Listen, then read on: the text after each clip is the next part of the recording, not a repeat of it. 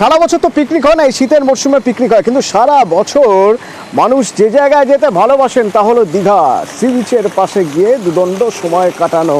তো এই বড় দুনিয়ার অবসরে সেই সুযোগও হাতছাড়া করতে চাইছেন না কেউই। আজ থেকে এই দীঘায় জমাটি ভিড়।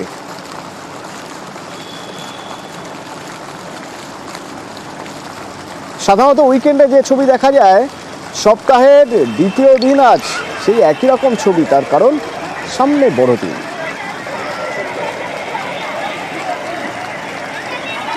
আর এই উৎসবের মরশুম এই পুরো সপ্তাহ জুড়েই এই রকমই ভিড় থাকবে দীঘায়। জমজমাট পর্যটক।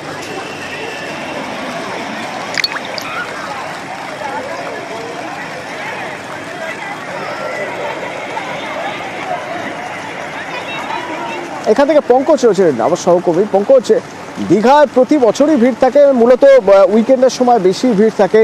তো সেই উইকেন্ডে যে পরিমাণ ভিড় থাকে, দেখা যাচ্ছে আজ সপ্তাহের দ্বিতীয় দিনও সেই একই রকম ভিড়। তাহলে হোটেল ব্যবসায়ী যারা রয়েছেন, যারা রিসর্ট মালিক রয়েছেন, তাদের জন্য এটা একদিক থেকে ভালো খবর।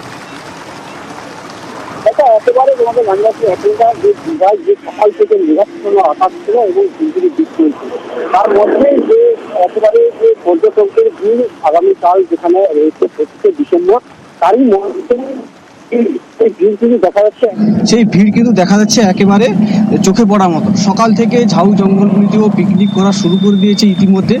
সেক্ষেত্রে যে পর্যটকেরা এই যে মনোরম আবহাওয়া, যেখানে মেঘাচ্ছন্ন আকাশ, রোদ খুব কম হলেও কিন্তু পর্যটকেরা এই সমুদ্রে কিছু কয়েক পর্যটক আসা, যে দূর দূরান্ত থেকে যে আগত যে পর্যটকেরা, তারা কেউ সমুদ্রের স্নানে ব্যস্ত হয়ে গেছেন, আবার কেউ ঝাউ জঙ্গলে পিকনিক করা শুরু করে দিয়েছে ইতিমধ্যে।